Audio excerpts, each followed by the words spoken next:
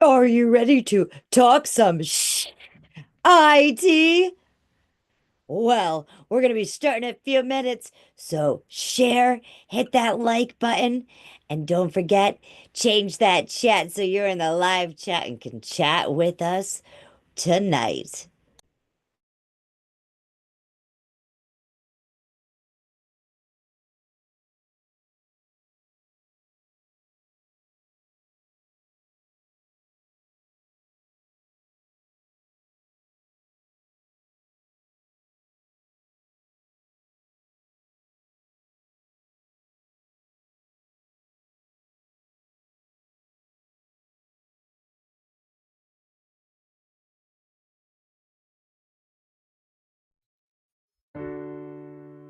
Hi, I'm Angified.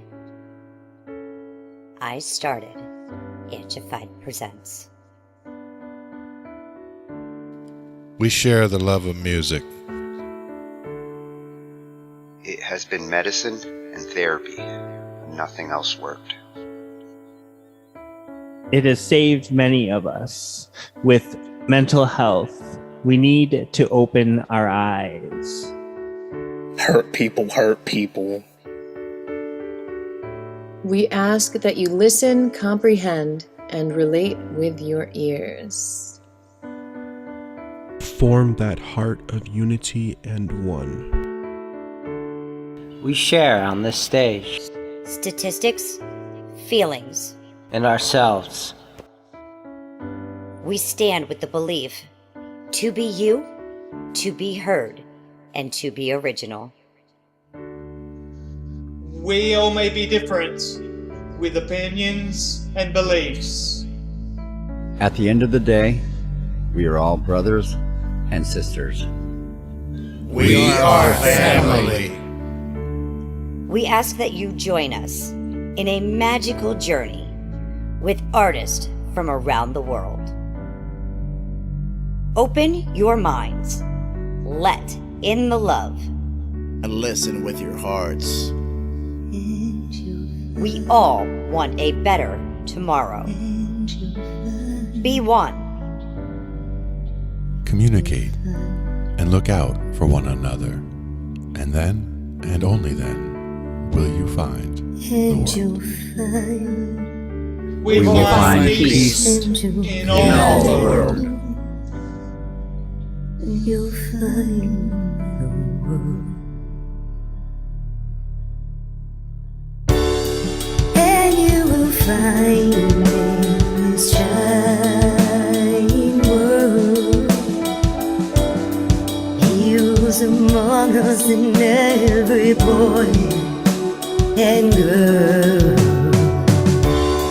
Many have been broken, red hearts turn black.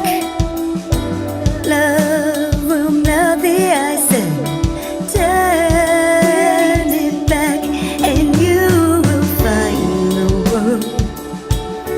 You will find the world. You will find the world.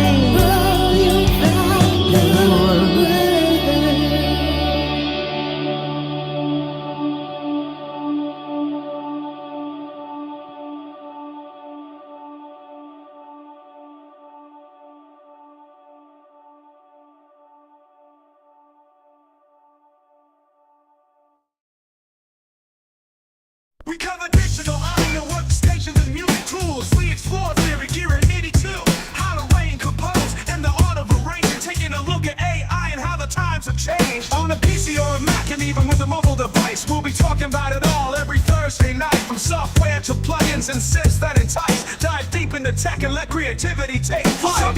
Talking IT. We're talking IT. Come and join in and have some fun. It's highly educational with a lot to learn. From bedroom producers to seasoned pros, we're breaking it down so knowledge grows. Whether you're a DJ or a beat making wizard, we got the tips and tricks to make your sound sizzle. Mixing and mastering, that's our jam. With the tutorials and tips on how much RAM. Get the best quality from your setup and gear. Tune in every week and lend us your ear. We're talking IT. Come and join in and have some fun. It's highly educational with a lot to learn. We're talking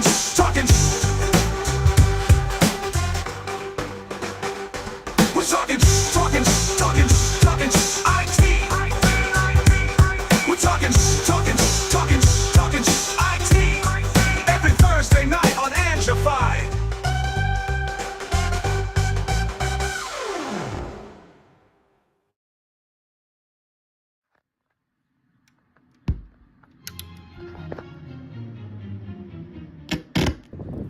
"32 artists from different genres, from all corners of the globe. We're internationally known. Do it. Don't be scared. It's just a WAG, baby." Guess what? We're full, baby. The WAG is going to go down now. It is. We have our 32 picked, chosen, and told. Welcome to the WAG.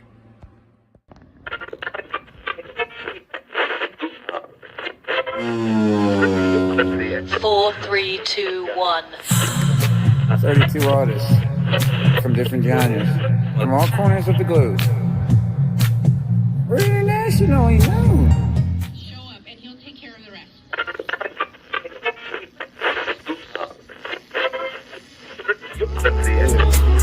Don't be scared.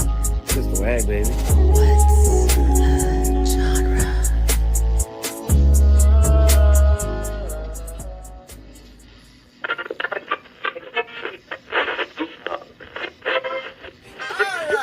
We're doing silent form for participants and for the judges. We are only doing 32 waggers this time. We're cutting it back. So you make pace that cut, then you gotta make the pace first, right?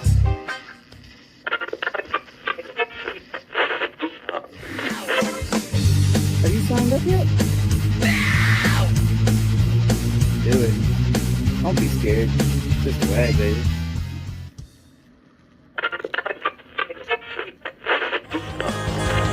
Do it.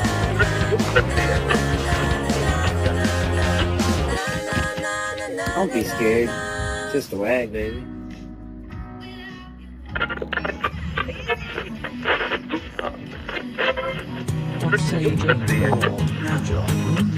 "32 only. Sign up ASAP." What's a genre? And what's a genre? Genre hoedown. No. It's what's a genre showdown. Sign up. A silent forum for participants and for the judges. We're going to do this right this time.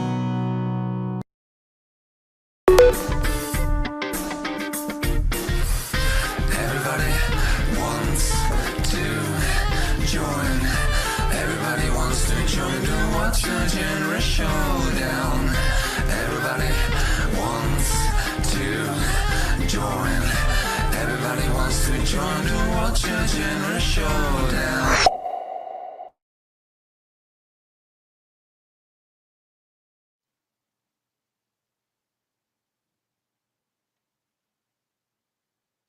And it's that time again, Thursday night.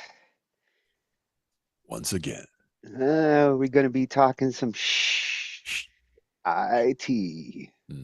Just like every week.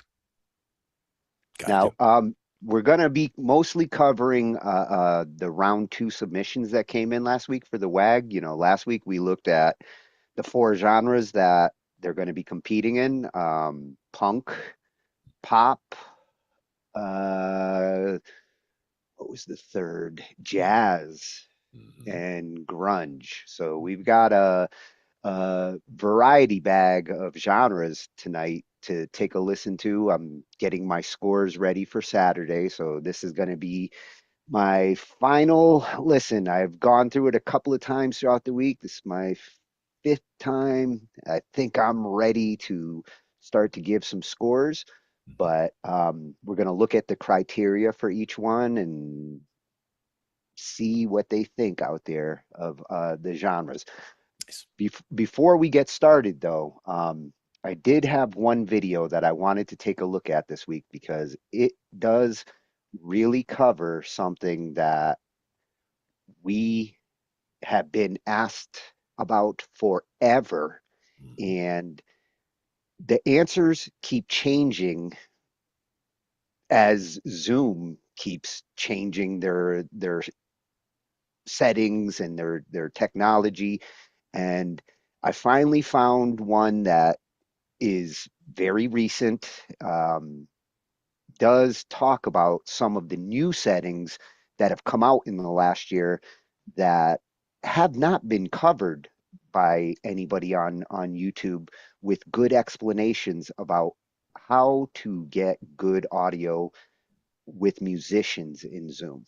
The ultimate challenge is to get that latency down as low as you can, get rid of that Zoom compression that confuses guitars as background noise, all those important things that we're constantly trying to explain to people who come in plugging in their instruments, but not adjusting their audio settings to accommodate for it. Yeah, it's the worst. It's been the hardest challenge. I mean, we've had some good jam nights. There's been some nights where everybody involved had their settings good, and it's not the ideal for, like, say, recording your tracks and laying down the finals. But if you do follow these instructions, it's a great way to actually songwrite and get that feeling of like bouncing against the musician like you are in the same room. Exactly. And that's the important thing. When you are trying to songwrite in that way, having the bounce, the back and forth, the interplay between the musicians is the important thing. Yeah, well, that's the thing that feeds me when I'm trying to write. It's all about arrangement and when should we change and how should we change and what are you going to do on this part? And these are the kinds of things that if you can get things set up right, you can smooth out your arrangement and what you want to do. So that way, when you're done with the Zoom, you can go hit up BandLab and put the tracks together because now you know what you're going to do. Yep. And some of that is also with when you're actually putting the songs together or when you're actually doing the collaboration, when you're playing together, having that time planned out also helps. Like, if you're just going to get together and wing it, that's fine too. Get the recordings and then you can work on individual parts later. But if you're actually trying to put something down specific, it's good to actually say, okay, we're going to go in and we're going to work on getting these parts down or getting the structure for that down. Like having that plan in place can be very helpful to not have a session just wasted of just, people just meandering around and getting some good nuggets here and there, but not really getting a cohesive thing together. A good band will have at least 2 practices a week. This is the schedule I used to do back in the 90s. Two nights a week, we had dedicated practices. Tuesdays was usually the night we'd be writing, coming up with the new songs, and Thursdays was the night to practice and just feel out like what we had worked on Tuesday was still fresh in our mind. And Thursdays would be the jam nights. Tuesdays would be the writing nights. Yep. And like you said, the freshness is important. Also, not letting it sit for a week and then going back to it, actually revisiting it a couple of days later can help reinforce it so that it's still there a week later. Yeah. Usually on Thursdays, what we would do, that's when I would get my sound engineer guy in and record the jams. So that way over the weekend, we had good recordings to listen to practice off of, and still keep it fresh so that when we came back on Tuesday, we're ready to expand on whatever we came up with the week before. Right. And again, I always liked doing cover songs wherever I went. So like having, there was never a shortage of material. It was never like, oh, writer's block, so we didn't have any new material. It's like we always had, dozens of songs that we could work on at any given time, because I like doing, covers of anything. So it could be something that you heard on the radio, be like, hey, what about that song? Or it could be, I saw some other band and they did this song and the crowd really liked it. So, there's a bunch of different ways that I would choose different songs to do. But once we actually pick them, then it's a matter of, getting them down and working on them together. Listening to them together is helpful, just to get the groove, and then everybody jump in and see what you got. Yeah. My biggest problem with the way we did covers back then is we didn't do them like the original band. So I really did have to practice them with my band members to get the differences. And at least if we got a good recording, then I could, just kind of remind myself of what I had to play by listening to what I did. Yeah. And in a lot of cases, even if you're doing it your own way, it's still, the structure at least is largely the same. You might have your own take on doing it, but it should still be the same pieces of the song for that matter, same verses and choruses, like that kind of thing. Yeah. So this video we're going to look at is going to be coming from at, I got to zoom in here a little bit. I'm going blind, Glenn. Got to squint.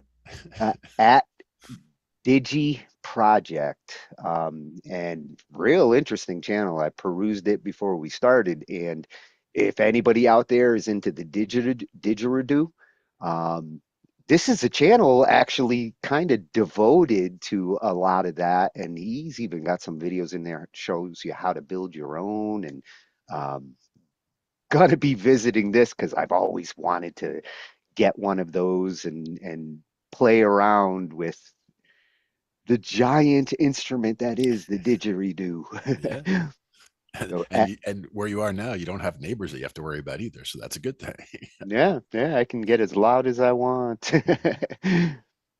So what they're going to talk about here is Zoom meetings for musicians, the best audio setup, the things that you're going to want to look at in your Zoom settings. A lot of people get intimidated when it comes to configuring Zoom, and it's not that complicated. You just got to know these settings and what you're dealing with and when to turn them on and off. The things like original sound that they're going to talk about, great when you're playing, great when you're trying to sing or playing a mic guitar or some other instrument. It'll get rid of all the Zoom compression, but it will amplify the mic and the room noise.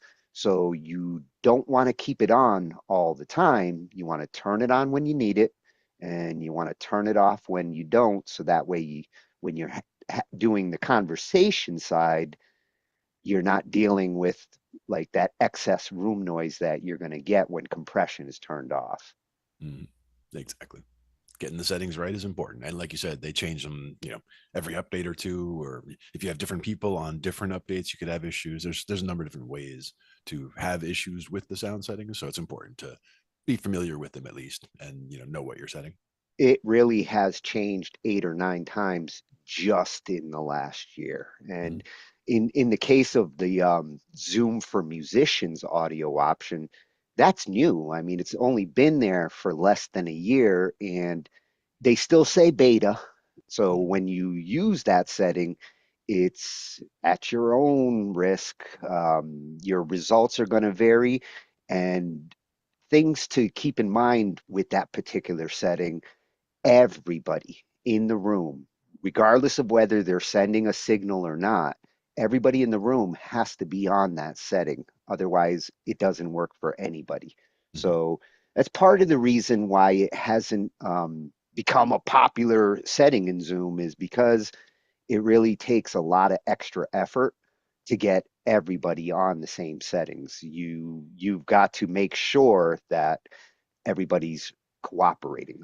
Otherwise, the original sound approach, which has been there for as long as we've been using Zoom, is the path of least resistance. And as long as you understand where it is, how to flip it on and off, you can get good results out of the original sound. It gets rid of the things that do get in the way. Mm-hmm. Yep. So let's take a look and see what they say here.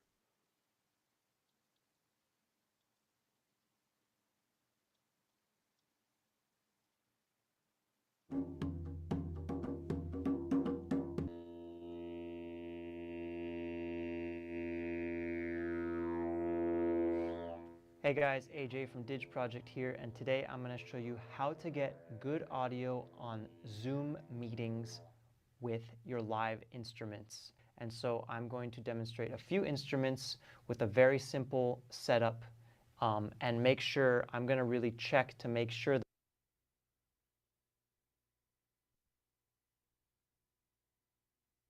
hello, hello. Check 1, 2. I'm getting a pretty nice signal.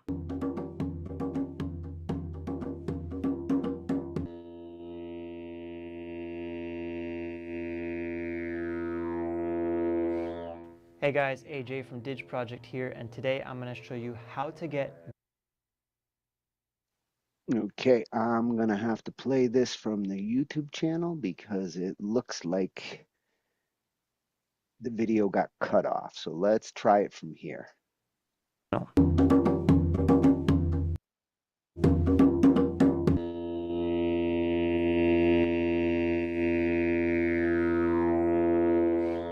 Hey guys, AJ from Dig Project here, and today I'm going to show you how to get good audio on Zoom meetings with your live instruments. And so I'm going to demonstrate a few instruments with a very simple setup, and make sure, I'm going to really check to make sure that the audio coming through Zoom is really good. And I'm going to show you guys how to do all of this. It's pretty inexpensive to do.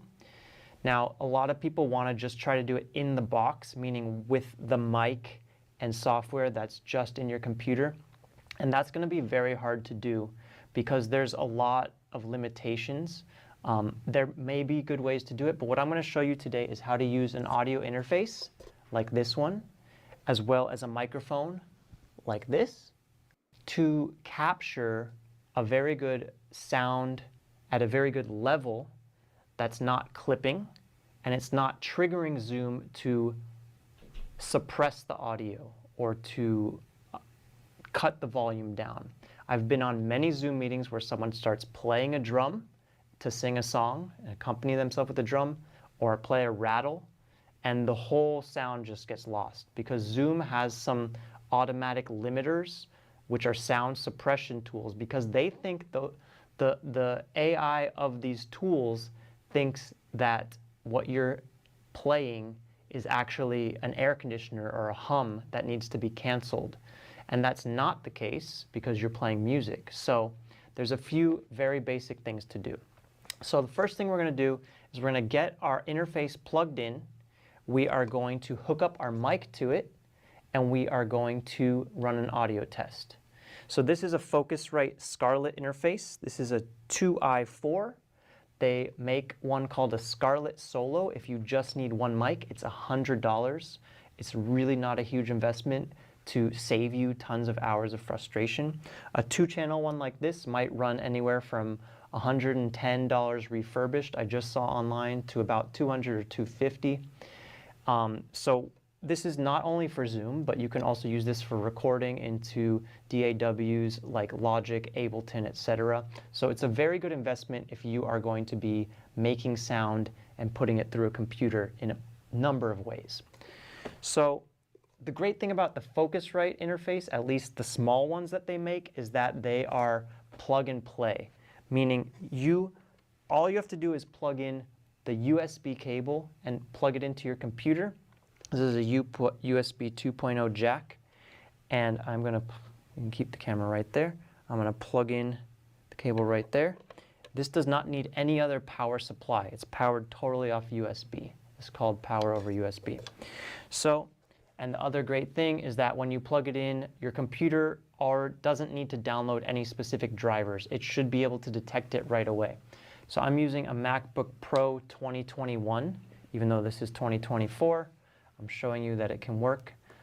If your computer doesn't have the new USB-C jacks, you can also get a cable that goes from this type of USB to the rectangular USB-A connector.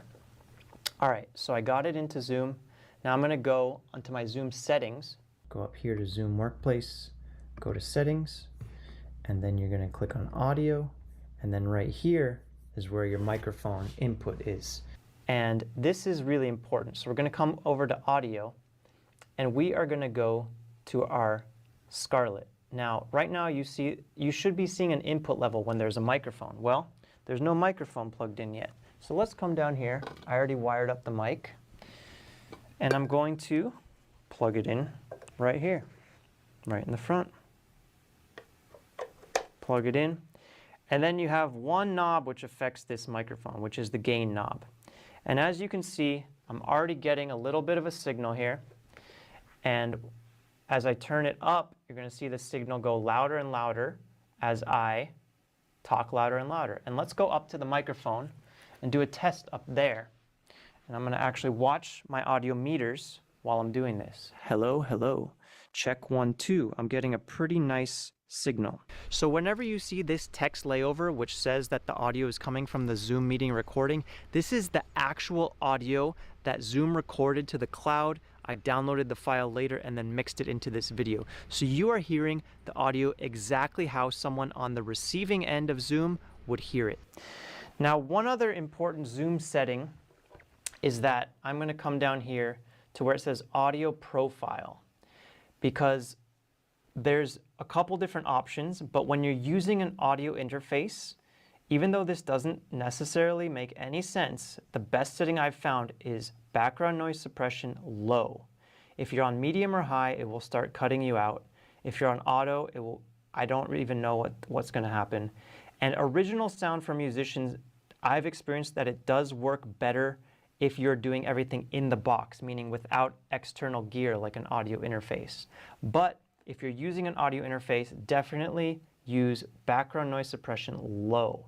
Do not use original sound for musicians. I've tried it and it's caused a lot of headaches. So that's our audio. Now, one thing I really like to do is to leave my audio meters visible, and just feature request for Zoom, it would be amazing if we had an audio meter right here or somewhere on top that could show us our input level. That way we'd know if we're getting a good signal, if we're clipping or not. A visual meter in the Zoom window for sound makers like us would be very helpful. But anyways, you see I'm leaving it in the window.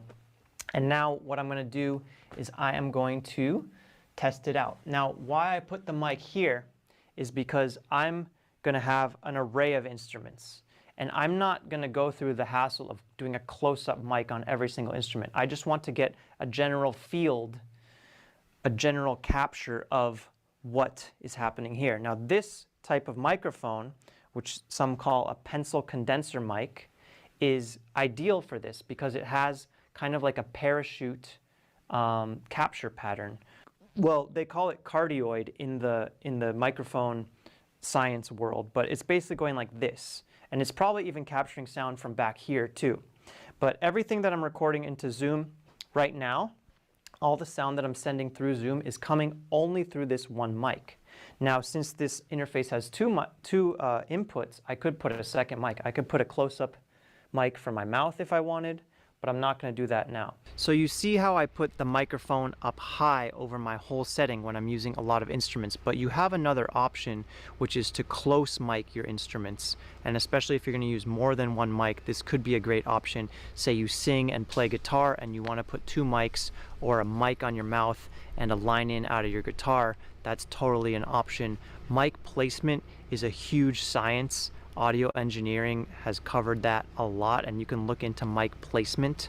But what I showed you here in this example is just a general mic the room setup where you're not going to get the absolute best quality of any one instrument, but your overall sound will be pretty good. And like I said, this one knob here, your gain knob, that's going to give you the control over how much of each mic to send into your mix.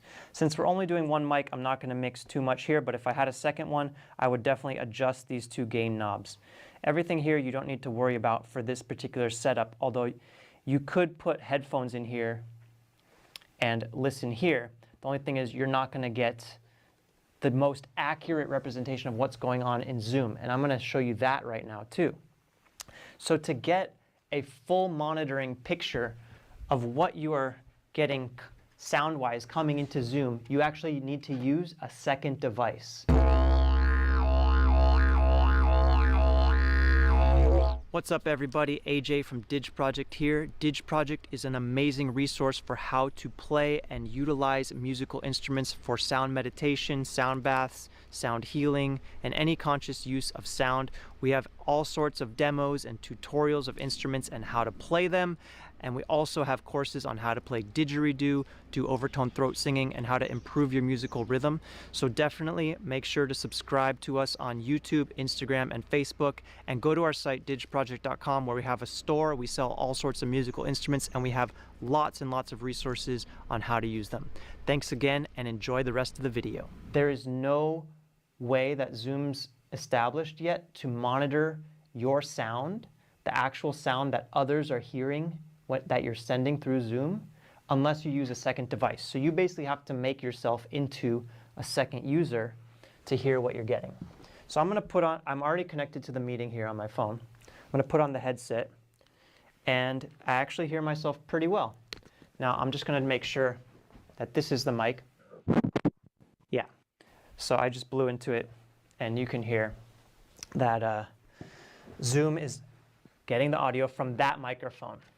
So now I'm going to play a little drum, and I'm going to watch the audio meters, and I'm listening to my audio through the headset on my second device to make sure that it's not clipping, to make sure that I'm getting a good sound.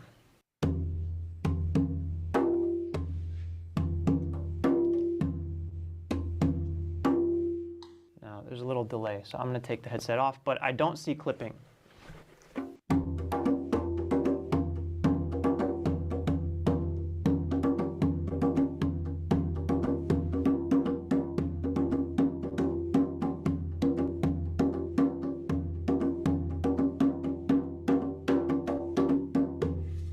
All right, so the drum sounds all right. Let's try maybe another instrument like the didgeridoo. I'm gonna, again, monitor my own audio. There's a little bit of a delay, but at least I can check to make sure that I'm getting sound, even if I just check at the beginning when I reach my full volume.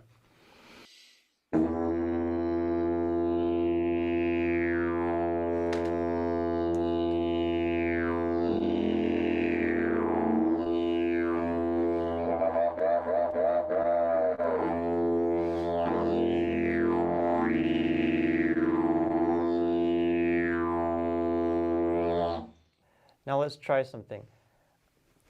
Elle, can you turn the mic knob up a little bit, the left gain knob?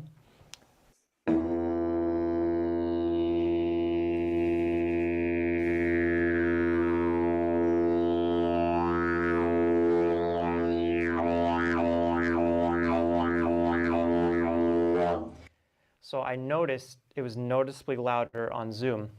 Now let's try turning that same knob down a little bit. Maybe you could try to film it as you turn it.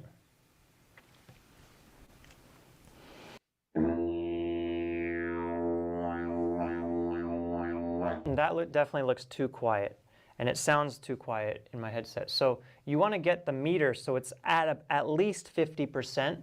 If you're in the 50 to 70% range, that's probably your target. So try to match the gain, L, to the 50 to 70% range.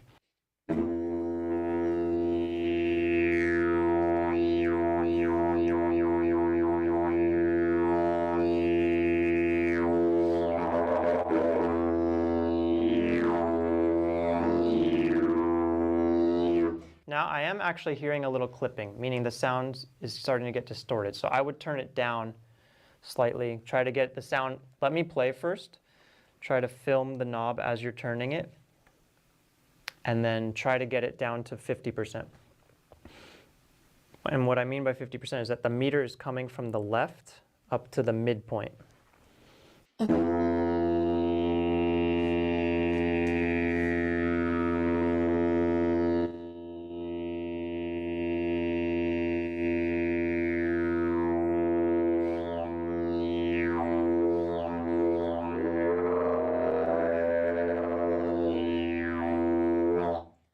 Now I'm hearing myself this whole time and it actually sounds pretty good.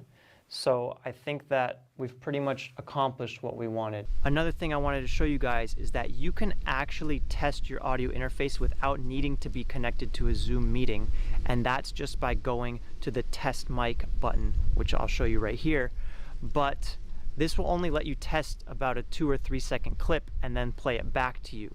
So if you really want to do continuous testing, I really strongly feel that the best way is to open a dummy Zoom meeting, even if it's just you in that meeting with just your computer and your secondary device. And that way you can test the sound as it's going into Zoom and you can monitor it on the second device. Now imagine I could have a lot more instruments here, do a much bigger setup, but for now, that's pretty much it. So let's check out how that sounded on the Zoom recording.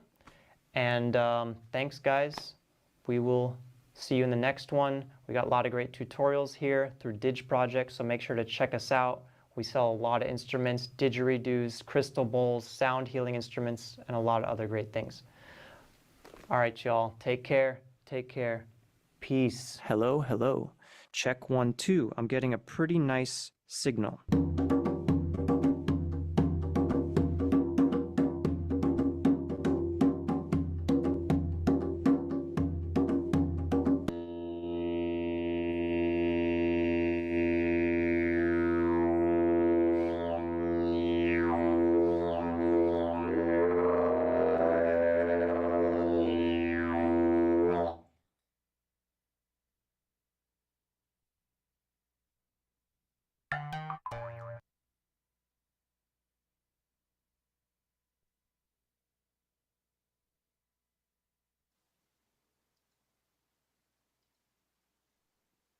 So that was a good introduction into some of the settings that you're going to see and deal with in Zoom. I'm a little on the fence with the original sound recommendation. I've had better results with the original sound and turning it on, especially if you're dealing with like singers or mic guitars, like he mentioned, if you do want to have a mic on the guitar and you want to have a mic on yourself, which a lot of guitarists, especially if they're playing acoustic, that's the ideal scenario. I find you get better results using original sound and turning it on. Yeah, with the original sound not turned on and somebody just grabs an acoustic guitar and says, hey, check this out, and they just start playing something, you won't hear anything because it just takes the whole sound as background noise. But if Yeah. you're able to get that turned on, then you're able to at least get a solid representation, like you're saying, of something in the room and allowing everything through, essentially. Yeah, and the problem with that scenario, if you are using the Zoom optimized, I mean, his suggestion to use low noise reduction absolutely is a necessity, because anything more than low, the vocal mic is going to mistake the noise it's hearing from the guitar as background noise, and it's going to start to do things that isn't going to sound good for the vocal mic. And even the mic that's plugged into the guitar, any noise suppression can affect the tone of the guitar. So in that scenario, I would try it with the original sound options versus the Zoom optimize. But if you do use the Zoom optimize, stick with low, and the singers or somebody who's actually plugging in a line signal, a guitarist who's running in through the line, can get good results with low noise reduction. Definitely. And again, Yeah, the more people you have also can make it more complicated. So if you got 7 pieces in there, it's more of an issue than if there's only 3 pieces in there. For example, if you're just trying to get a couple people together to write something, the less people you have involved, the better probably as far as results go. But at the same well, time, it's something that you can do. it's kind of like being in the band room where you got 5 people you're trying to write a song, and 2 or 3 of them are actually working on it, and usually it's the drummer who's like just deciding to go nuts on something that's got nothing to do with what you're working on, and the best workflow is to minimal go minimal, and everybody should be focused on what you're trying to do. It only takes one person in that Zoom who's not to interfere with everybody else. It can be very disorientating to hear something that's not part of what you're doing, and you're trying to keep time with others and filter out that excess noise. Yeah. And that's where one thing that can help also is rather than each of the people that are in the Zoom trying to add, musically to what's going on, is if there's one person, whether it's the drummer or somebody, if there's no drummer, you're listening to a track with drums, having a track in the background and then having somebody playing along with it usually works out well. And then that can be the source and everybody else is playing along to that. So it kind of keeps everything steady. Where if it's just a drummer playing and a bass player playing and a guitar player playing, they may start dragging off of each other. Like somebody may start falling behind and then everybody starts to fall behind with them. Whereas if there's a track or at least something that's a very steady beat in the background, that keeps everything Yeah, kind of locked in. any kind of like click track for synchronization, or one thing that I've started to do when it comes to figuring out the timing between when people hear things and when you say them is do the 1, 2, 3, 4 test, and have each person say the next number. So, I'd say 1, you'd say 2, I'd say 3, you'd say 4, and when you can get into a good 4/4 time that way, it's a good way of testing that the latency is not getting in the way. Right. Or that people are correcting for it enough by, jumping early, essentially.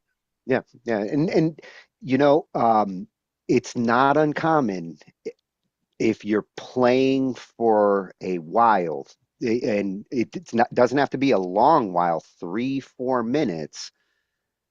If some people are using the Zoom optimized, there can be floating that starts to happen after a couple of minutes. So if you guys are playing and everything's in sync and everything's like there, and then after a couple of minutes, you start to hear somebody fall behind, it doesn't mean that they're necessarily, falling out of time themselves.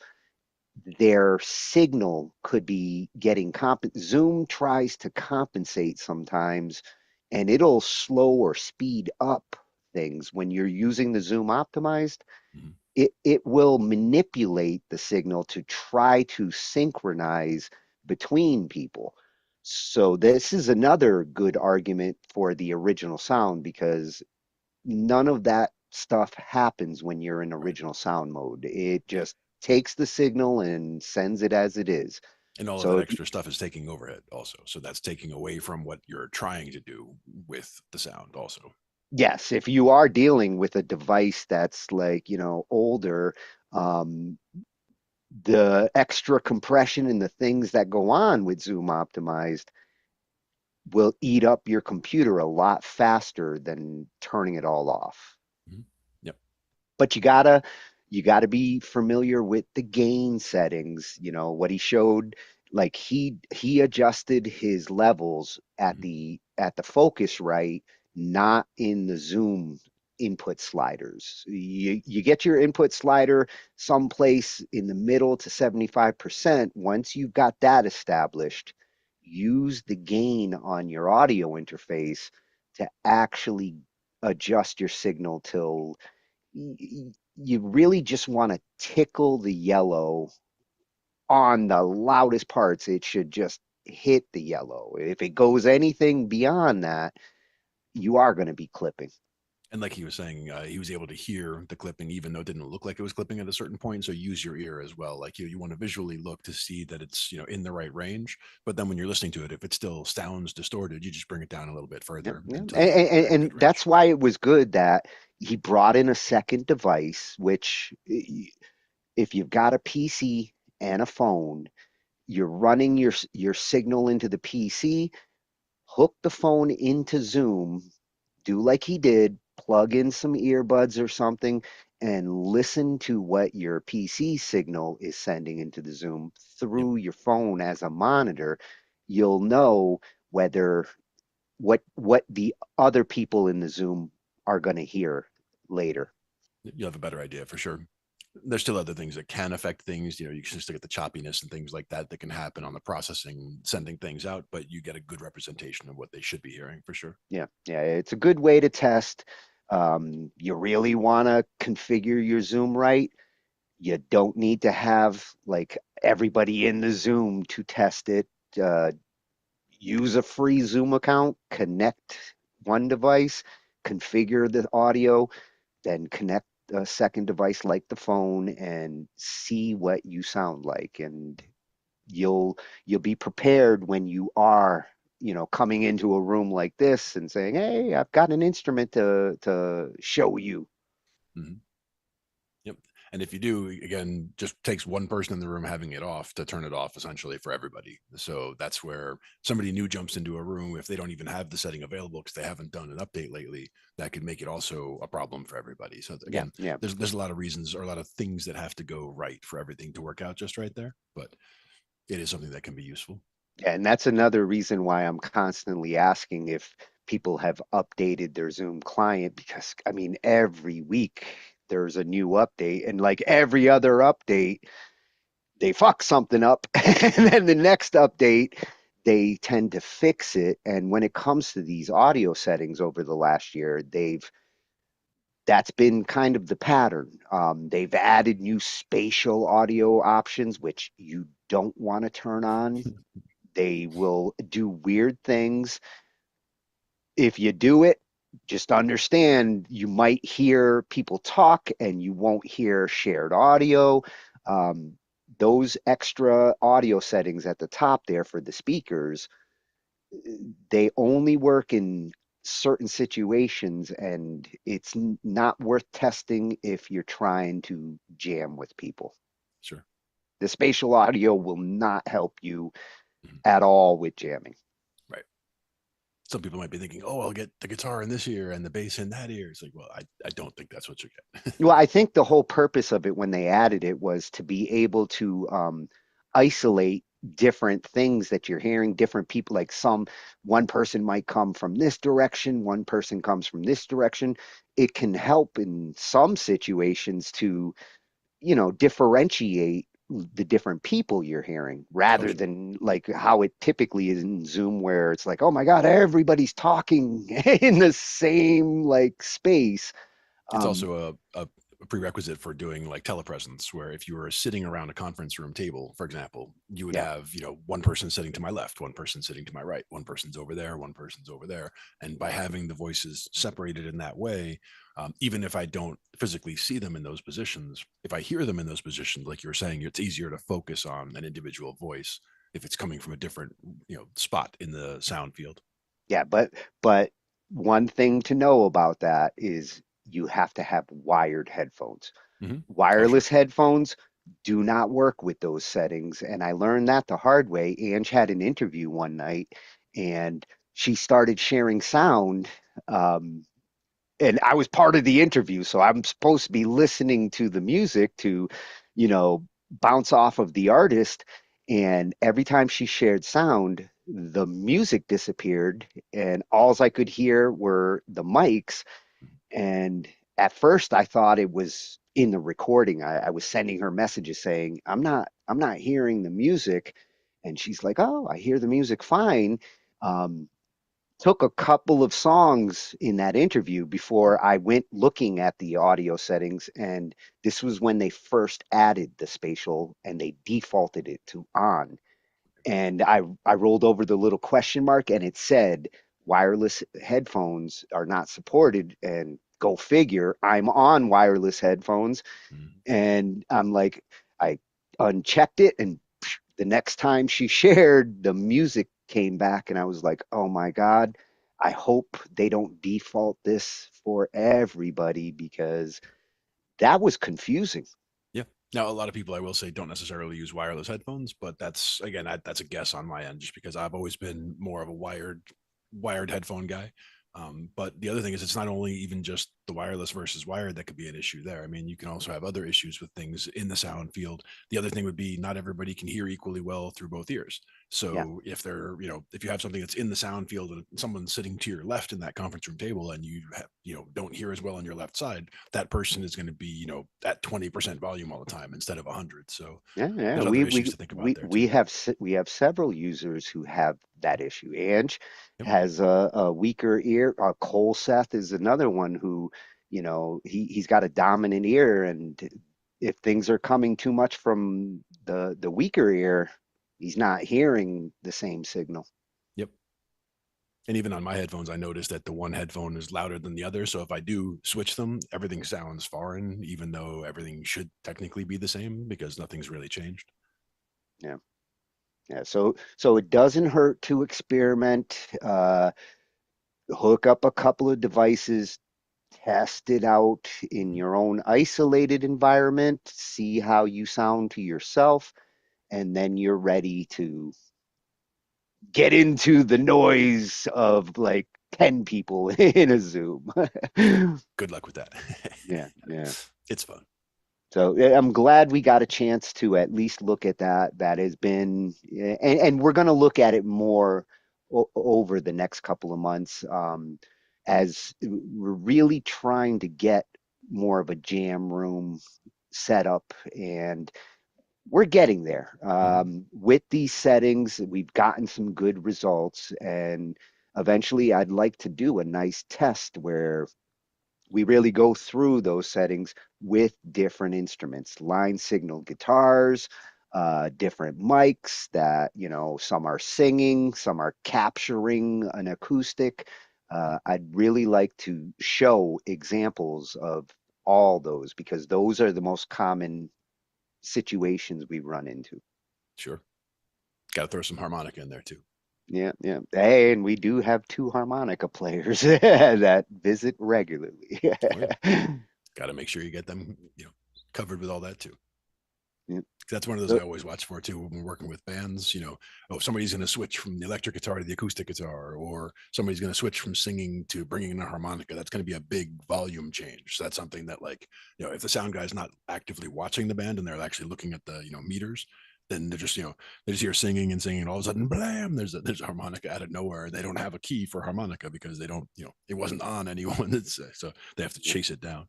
So it's good to be aware. Harmonicas are a hot instrument when they're coming in. Like, that's one that you really got to get the sweet spot to show it off.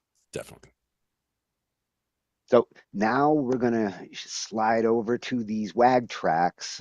Saturday, we'll be announcing the winners from round 2. So there's still a couple of days. You got till Friday at midnight to take a visit. We'll put the links to the tracks in the description after, and take a visit to the tracks over on the WAG projects and like the ones that you like, because if they get 50 likes on them, that gives them an extra point. And when it comes to some of these mashups that we're going to listen to, there's some really close ones. Specifically the punk and the grunge, they're very tight. With the 3 different judges, we've got, mixed scoring going on. So it could come down to your likes and votes to decide some of these. Nice. But to start, we're going to take a look at the mashup one. That's the punk one, and this is a fun mashup. This is my closest one when it comes to. I love both of the tracks, and for different reasons. So, like with the criteria that I have to score on, like each one has different strengths in different criteria. And in some cases, if it's anything like round one, they almost negate each other. Like they end up with equal scores for me, and that's where it's going to be up to Tatius and Swift to kind of level things out a little bit. Mm-hmm. All right. So the first mashup is going to be Punk, and Team One was Starmy and 100 milligrams. And let's get their Punk song loaded up here and take a listen to it. And just a warning with the Punk songs, you're gonna be bopping.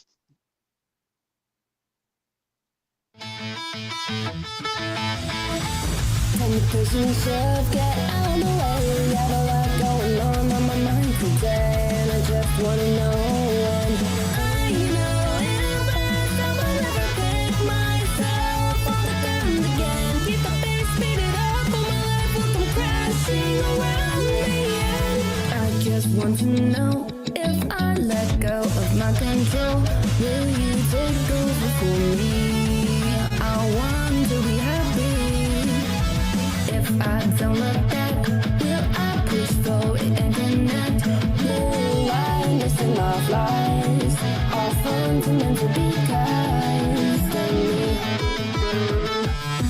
Think I hit my head, 'cause I must still be asleep. Better off dead, that's what you said to me. Taking me meds, I finally reached when the fire. My wounds didn't work. Would you come diving head first? Feel like I'm drowning in water, I'm submerged. You cool me down in the middle of summer. I know we could grow through time. I know I cannot rewind. When my lips touch your lips, we freeze time. I think that was the day I realized I'm around the corner, taking my time, we'll make it shorter. When you say I belong inside of your own, are you in or not? I know it takes a lot, but it's part of the side. Just take my hand, we can reach for the stars. Taking feelings impossible, turn up into radical. Crashing thoughts, obsessions, my mind relapsing into regression. I know if I stop, my gift would never see the light of day. My time would all go to waste. My someone out with me. I just want to know if I let go of control, will you take over for me? I wanna be happy. I know I've got some fears inside, but it's gonna be alright because of me.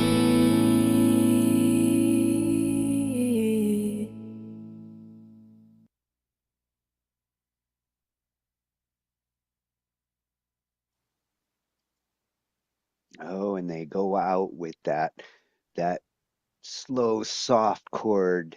Little unexpected for Punk to go out that way. Usually Punk, like you come in hard, you go out hard. That one was like a gentle landing. Oh, very cool. I like it. Yeah, but it did have that like pop punk bounce, felt very like 90s-ish or even late 80s. The synth kind of gave me that late 80s, early 90s retro feel. Sure. So they were the first team in the mashup, and team two, which was Pinky Chew and RJS. Again, we get another pop punk contender, and they're both very similar in their vibe and their bounce, but they do take different approaches. So, this is one of those mashups where I like the diversity from both sides. they hit the mark on the punk that they're shooting for. They gave it a poppy feel, but they took different approaches to how they got there. Nice. That's what we like to see. Unique approaches. Well, yeah, that's a part of the criteria.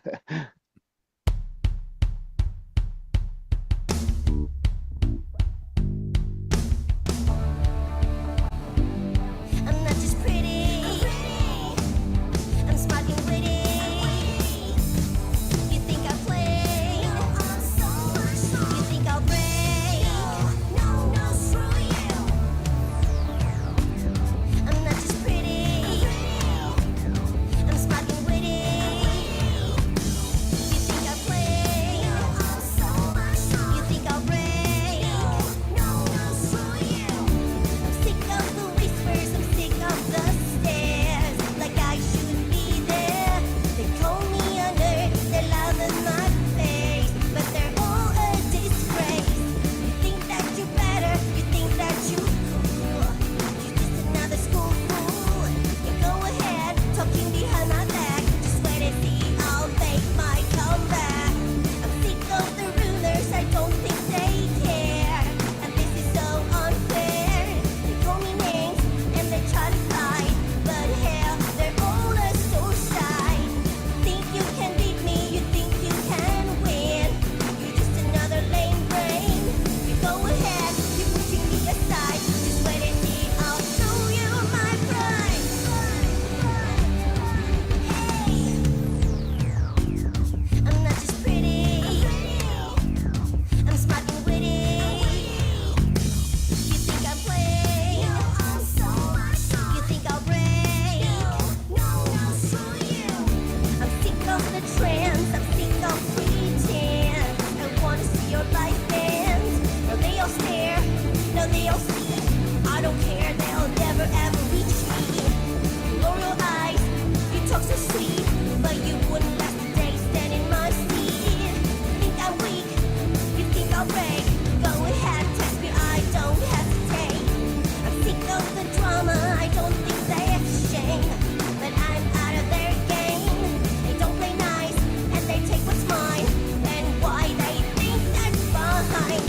You got the looks, I've got the heart, but you're just another big part. You think I'll quit, you'll think I'll break. Just wait and see, I'll show my outbreak. Tick-tock, time's up, move aside. I don't wait, I don't hide. Step back, stay mad, I'm too fast. Think you're tough, no too weak. Top spot, get a spot. Take the stage, watch me shine. Hey, you think I play? You think I'll break? I'm sick of the trends, I'm sick of pretense. I wanna see your life dance. No, they all stare, no, they all see. I don't care, they'll never ever reach me. You think I'll quit, you'll think I'll break. Just wait and see, I'll show my outbreak. I'm not just pretty, yeah. I'm smart and witty. Hey, you think I play? You think I'll break? Screw you.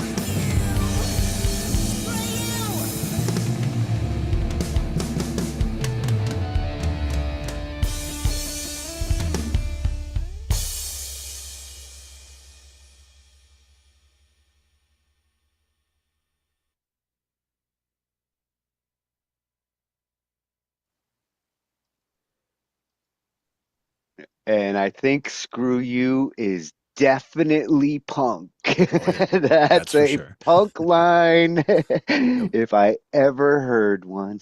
It's official. Nice. Well, and I like the arrangement approach they took.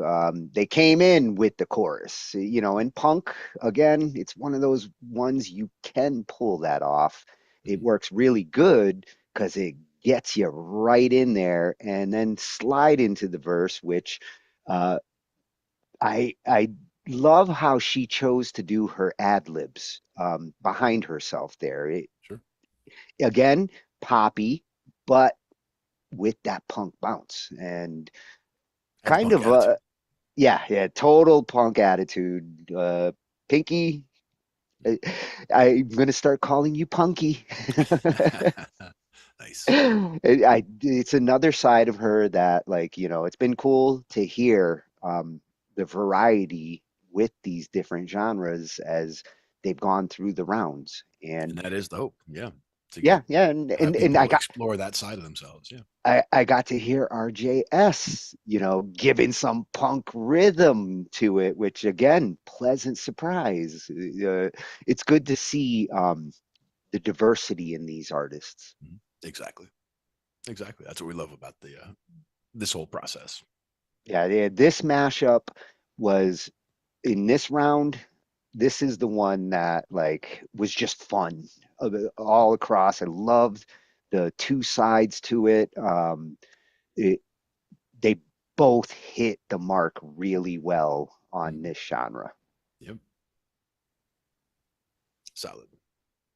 Now for the second mashup, we shifted to pop, and the pop one is a little different. With pop, like we saw last week, pop doesn't have a very specific ingredient list. It's more about like what actually becomes popular. Um, the beat does kind of matter in pop to some extent, but how you utilize it and what you do with it, uh, there's a lot of flexibility in pop. It's that genre that's a catch-all when it comes to, you could be doing a bunch of different genres and it eventually filters down into pop because it's about being popular. Yep. True. And for the team one, this one has really caught some of the judges and some of the listeners as we've listened throughout the week. You know how Rollo is with the humor, and actually, there's gonna be a correction here because that Don P ended up bowing out, so he ended up bringing back one of the other waggers that had been taken out the round before. He brought back Tweedle Dum, and the two of them together, which I was hoping to get to hear, so I'm so glad that he did this. They're two peas in a pod, and this one is just fun, funny. You listen to it a couple of times, and there are earworms hiding in here that just stick around. Nice. That's how you know a good song, right? Yeah, and we're still trying to figure out what the title is going to be for this one. So you tell me what you think the title should be when you hear it. Sounds good.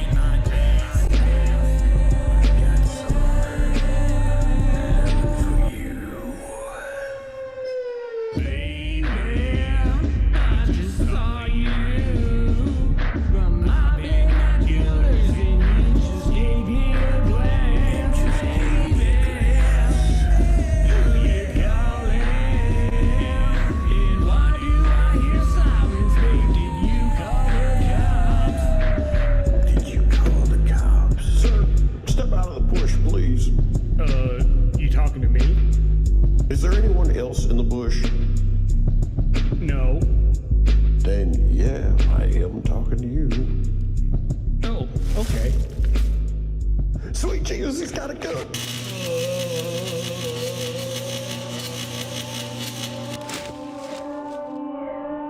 Oh, shoot. It was just binoculars. Baby, I just got tasered.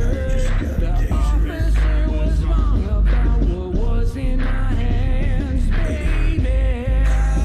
And I'm unconscious. My crotch is warm and wet because I just pissed my pants. Just pissed my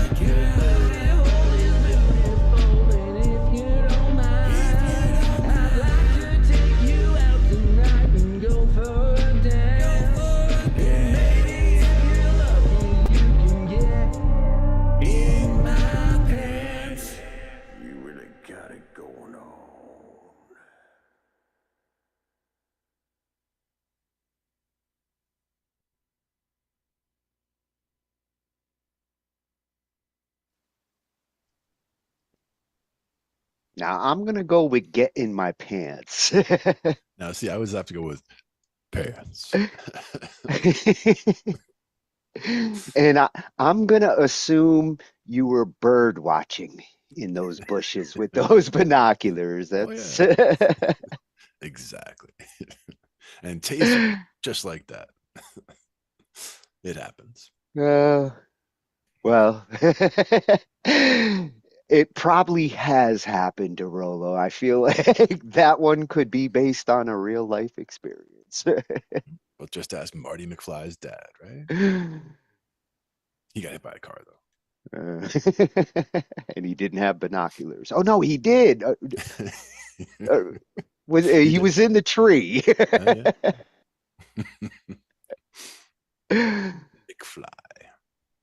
So for our team 2 on the pop, it's Maria Perdomo and the Unfantastic, another one who got saved from the earlier round. We had a mystery ball pick to bring back one of the contestants from round 1, and the Unfantastic got the lucky pick. Nice. And this one, lot of comparisons to for me, Blind Melon. When I first heard it and somebody had mentioned it, it started sticking in my head, and as I was listening throughout the week, I was like, really, this does have this kind of Blind Melon, unusual kind of pop folk is what the consensus was. Nice. Finding categories by consensus. Yeah, and it does feel like something that could have came out of like the late 60s with some interesting new layers to add on top of it. Mm-hmm. Very cool. And I would credit Maria on that creativity because she's like that.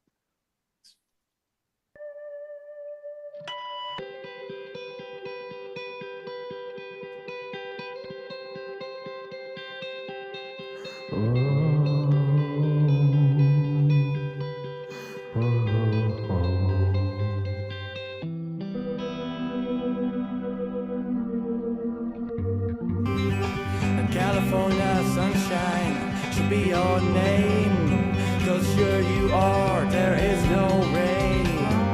I can't believe that you fell for me. California sunshine, you're all I need. You're so beautiful, like a butterfly.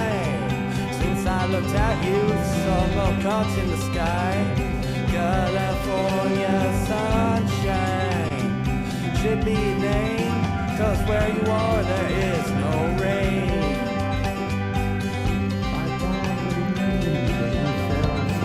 California sunshine, California sunshine, yeah, yeah,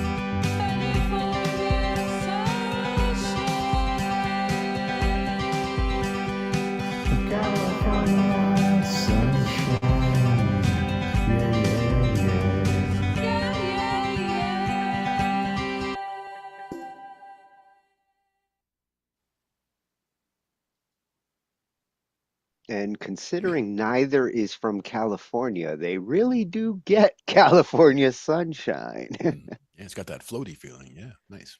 Yeah. The visuals actually on that one work perfectly because when I saw them to the music, I was like, yes, this does feel like bubblegum balls flying at me. There you go. Just like that. And again, a different approach to pop. Here we had a mashup that they both have great creativity, experimenting. You get to see and hear a side of pop that you don't typically run into. Yep. But all valid. Yeah. Yeah, I think from what I've seen from the other judges so far, this is another one where, it shies one way or the other with the different judges. So again, the likes and the extra points could be the deciding factors. It could come down to you. Yeah. Yeah. And, it goes the same with Mashup 3, Jazz, which was one everybody was looking forward to. Jazz always brings out the creativity in artists. None of these artists are traditionally jazz songwriters, although there's some surprises in here. As far as like with Team Two, Matt didn't know he was a trumpet player, and to again get to hear other sides of these artists, their other skills, and get to see that they've got a lot of tricks in their bags. And like I said, jazz is not easy to pull off, for somebody who's not usually into jazz. So good to see. Yeah. Now this is another one that had a correction. EGM Beats ended up pairing up with Paul McMinitor because Leslie stepped out. So he brought back Paul from round one to take a shot at round two. And Paul gives, some smooth vocals on top of EJM. Nice. Here we get to hear some brass between these two competitors. You get the trumpet. Some good trumpet. Bring on the brass.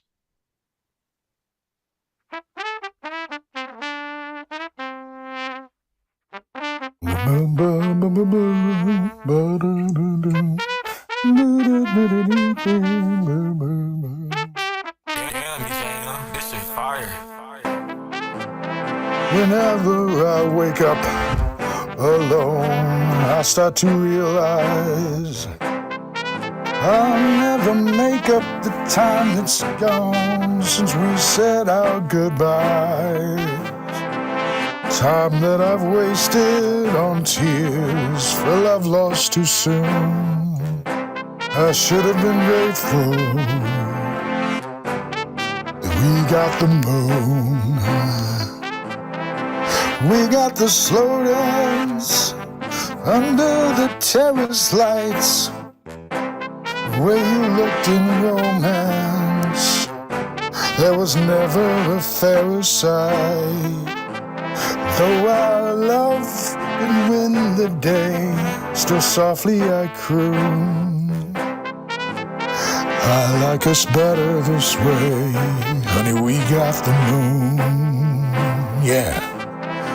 We didn't get that new roll on beaches in Greece. We didn't get that blue hole honeymoon in Belize. Although our duet fell out of tune, we got the sunset, honey, we got the moon.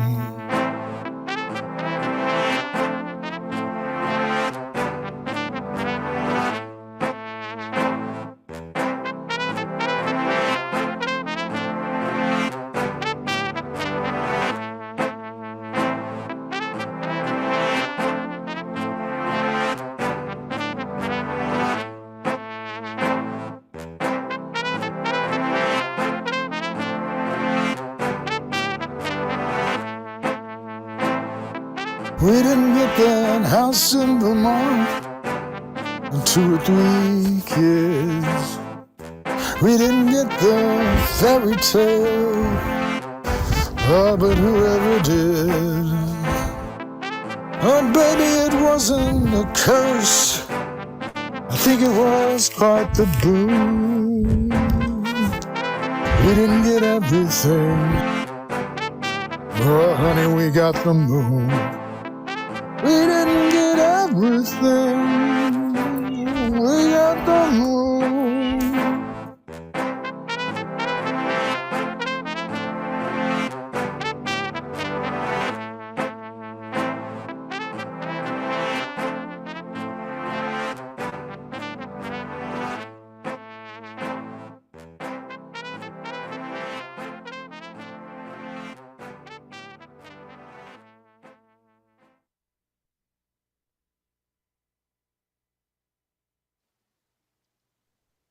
That was EJM Beats with Paul McMinotaur.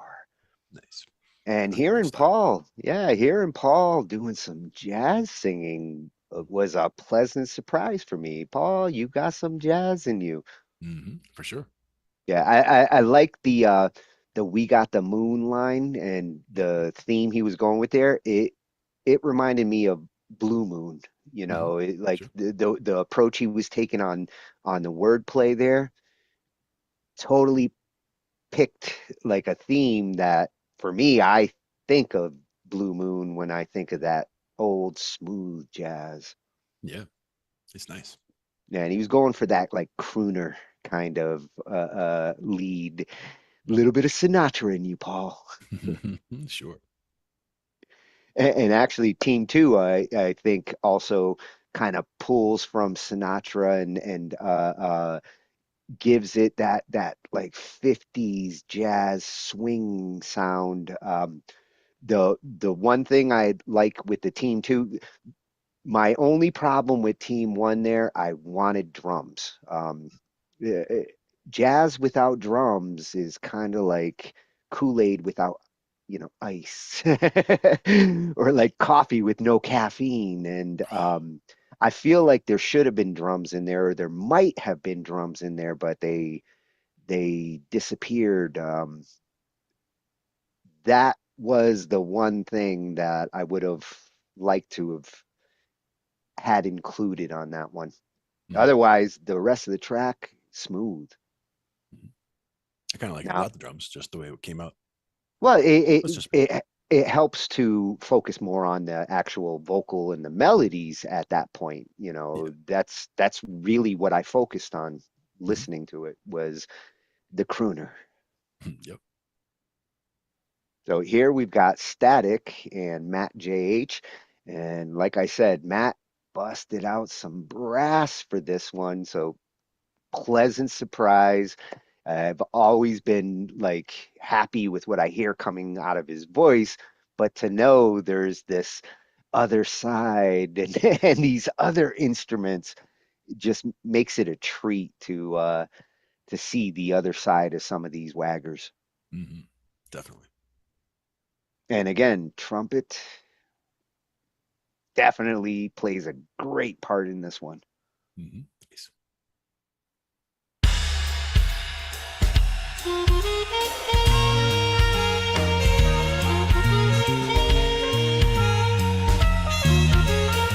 How's that started? You like this? Oh, it's that lady in the red dress. There's something about the way she moves those lips. It's that lady.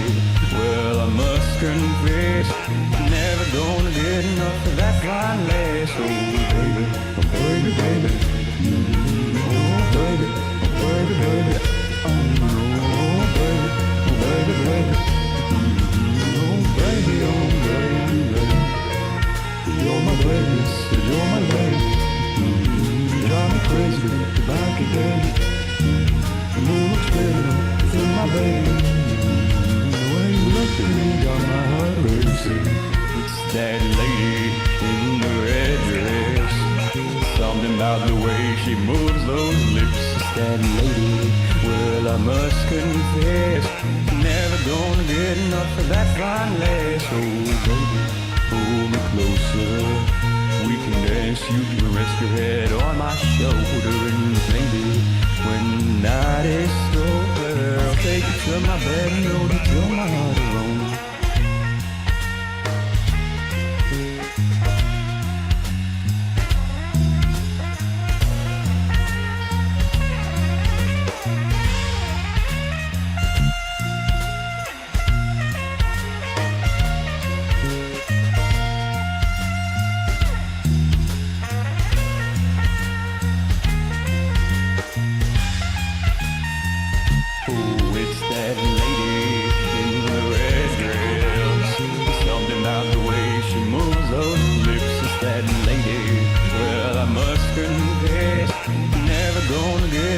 That fine lass, oh baby,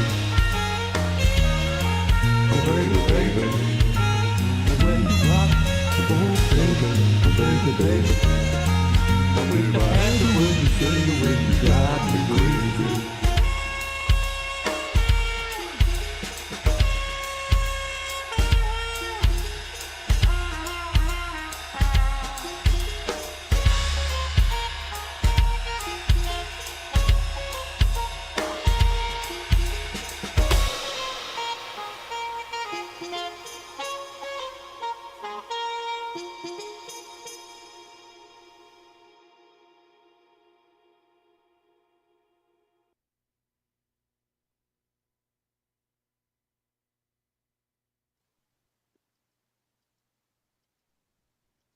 And that one gets the snapping finger factor for me.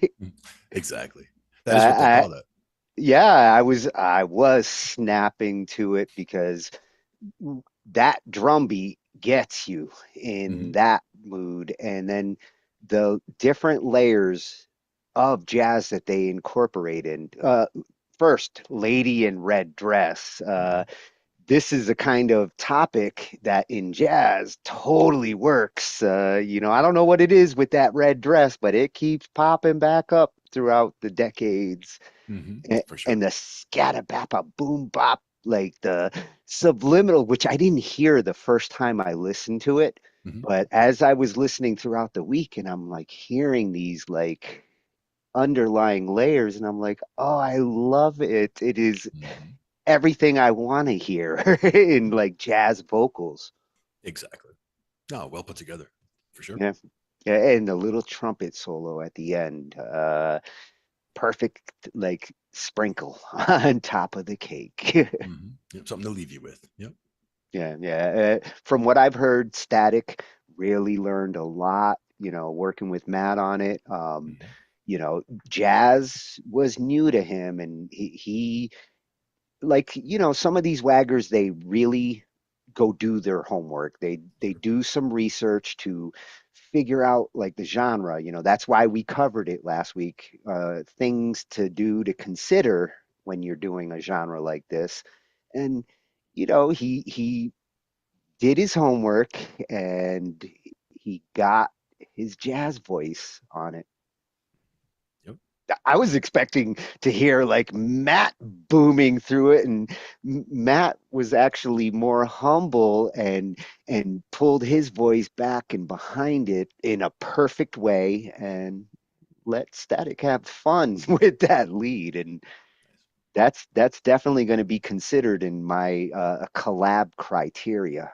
The different criteria we look at. These are the kinds of things that get you the bonus points for me. Yep.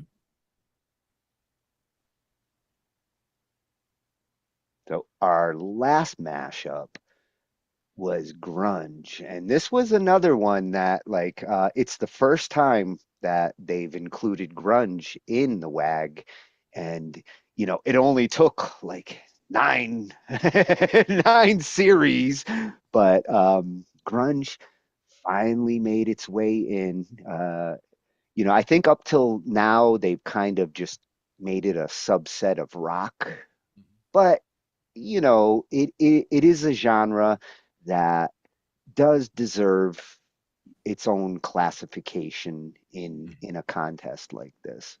Sure. And again, we're creating new music anyway, so just picking a style and going for it and seeing what we can make as new grunge. Yeah, and with this particular mashup, both sides take different approaches to with grunge. You have those who are like the Alice in Chains camp, and then those who are like the Pearl Jam camp, even though they say Pearl Jam's not grunge, and like the debates over what is and isn't grunge will probably go on forever.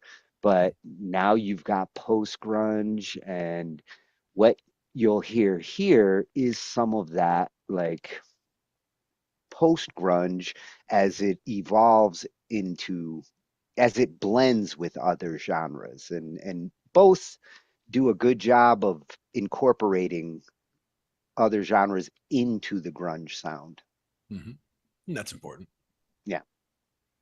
So for team one, it was Bass Face, Scott Bass, and Remo. And for their grunge track, they kind of have more of, this is where I hear the combination of moments where I hear a little Alice in Chains and moments where I hear a little bit of Pearl Jam. It kind of goes in those directions at different times in the song. Nice.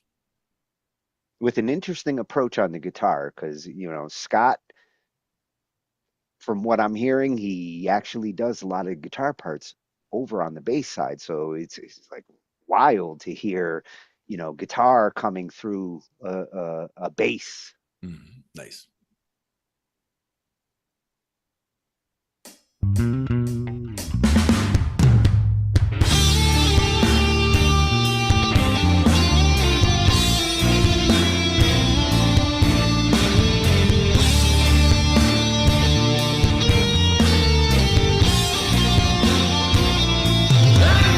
Your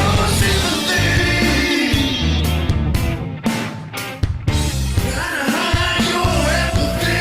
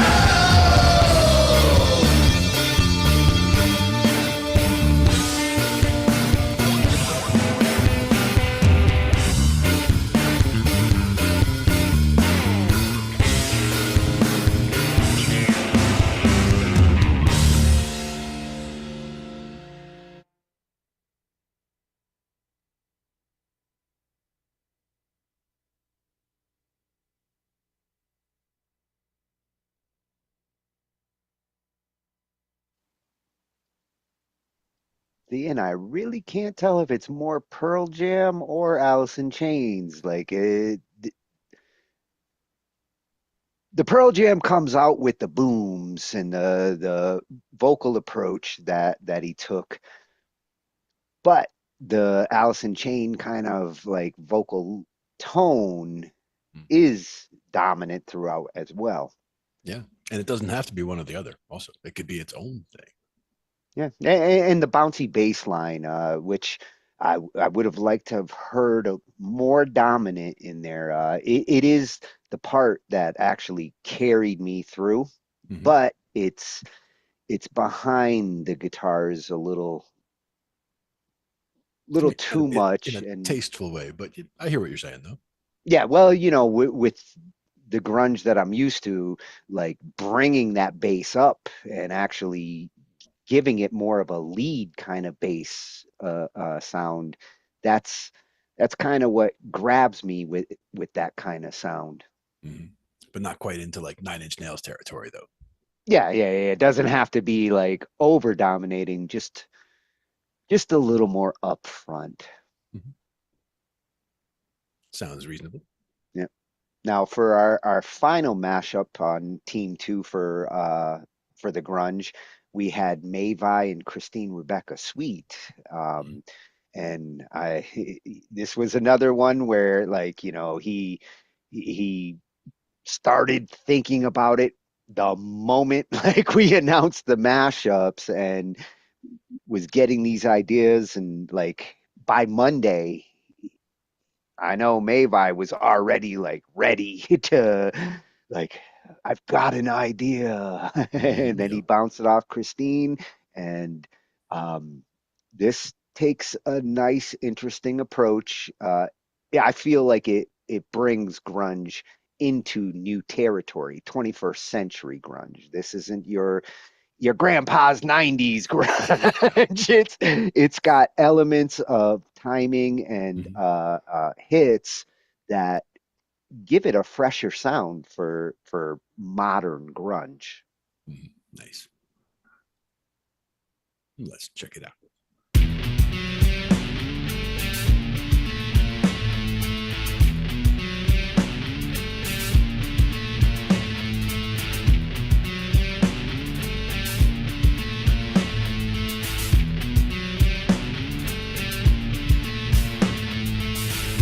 Shut down everything just to make this song. It rocked my future swinging forcefully. I got a thing for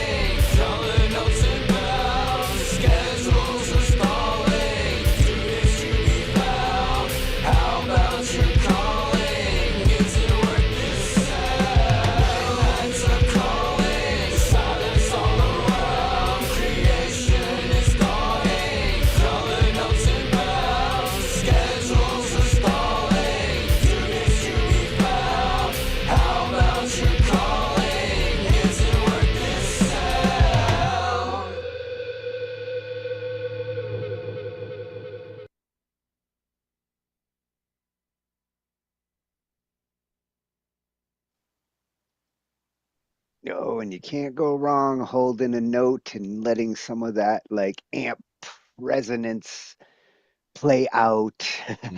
That sure. works in rock and roll and grunge. Now, the really tough part is the judging. So that's where you guys come in. So you guys got to figure out which ones are the winners.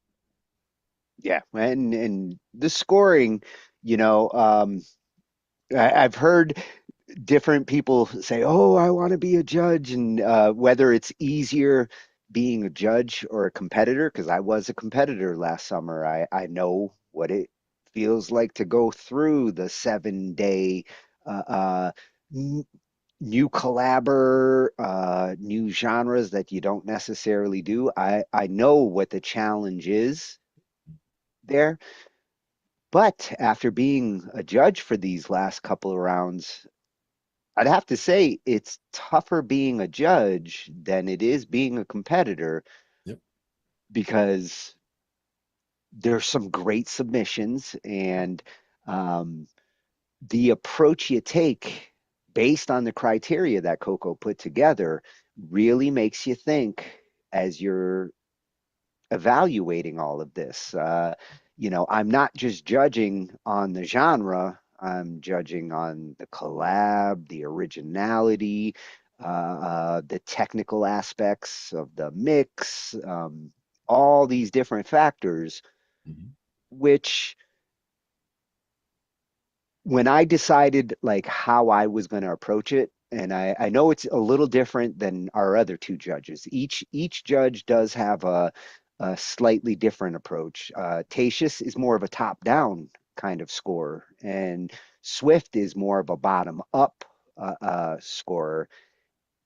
I've been trying to do it like from the middle out, so as I listen to these, I start at three and then I decide whether I'm going up or down on the different criteria.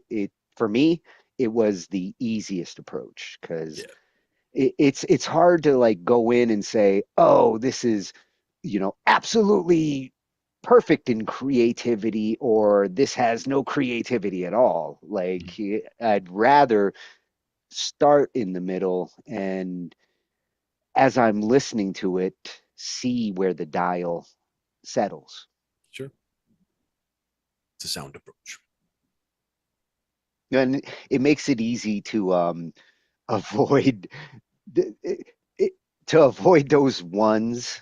And it also makes it tough to get to those fives. So for me, if you're getting a five, you really went above and beyond the criteria. And I haven't actually given a one yet. There was a couple of twos in some of the round ones, mostly because they didn't actually hit the mark on that particular criteria. But I didn't feel like they completely failed on any of it. Um, some of the other judges are more hard ass.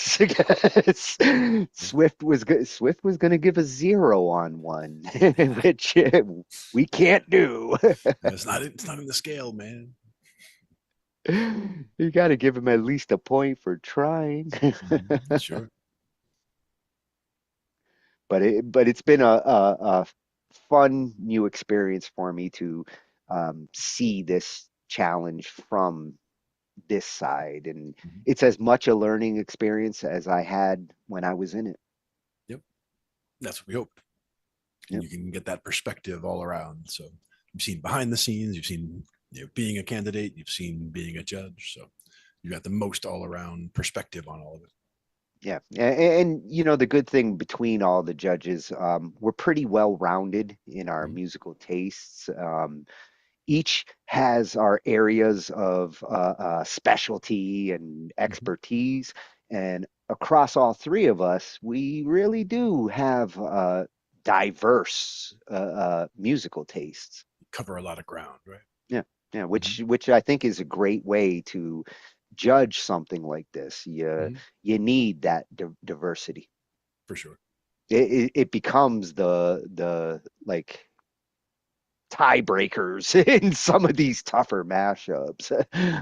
Yep. And you all get to expand your wheelhouse of what you're working with now too. Yep. Yep. So we're going to be finishing up our scoring tomorrow night. We're going to have some reaction clips. I've got some of the judges' reactions, and we're going to be showing like some of the responses. The scores won't be finalized till midnight. So again, anybody who goes and visits, like the tracks that you like, that's going to help some of these contestants to get over the finishing line in some cases. And Friday night we'll be collecting up the scores. We'll be announcing them on Saturday, and we'll see who's going to be going to round 3, which is going to get even smaller.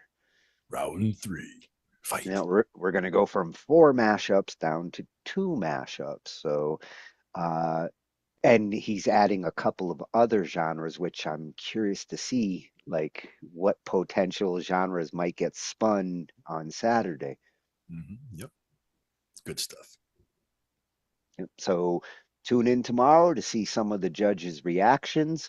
I've got a couple of videos that I'm going to have to put together tonight to get my scoring down. And by Saturday night, 9 o'clock, we're going to see who moves forward to round 3. Yep. Pencils down, scoring done. This test was timed. I'm almost done. One more minute. You're done now, mister. Well, and we are done with another Thursday, but next week we'll be back. We're going to start looking at some beat making over the next couple of weeks, and some beat makers, and whether it's worth, finding a beat maker, buying beats. This is a question that we've been asked, and in some cases with rappers, we've suggested to them to start considering that, because one thing that sucks is to have a good rapper who doesn't take his beats seriously and just goes and grabs them from like a YouTube and sounds like everybody else, and you can be the best rapper out there, but if your beats don't complement your skills, they take away from your impact. So we're going to start looking at that over the next couple of weeks, and how you can actually improve your sound by thinking about your beats and where you get them from. Yep. Being mindful of it. Yep. So we'll be back tomorrow at 9 with those reaction clips and a little bit more info on the WAG going into round 3, and we'll see y'all then. Yep. Take care. Night, everyone. See ya.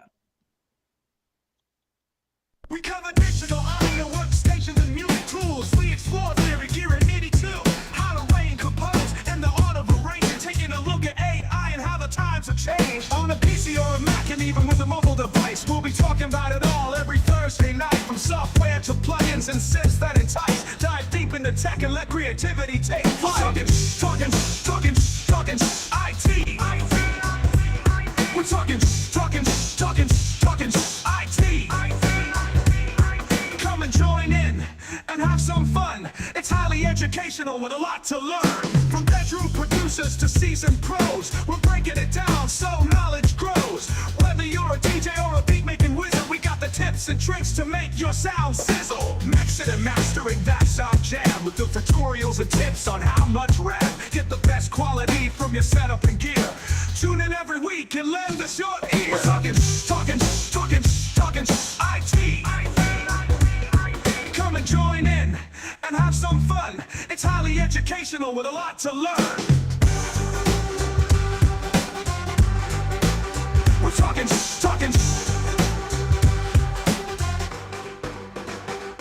We're talking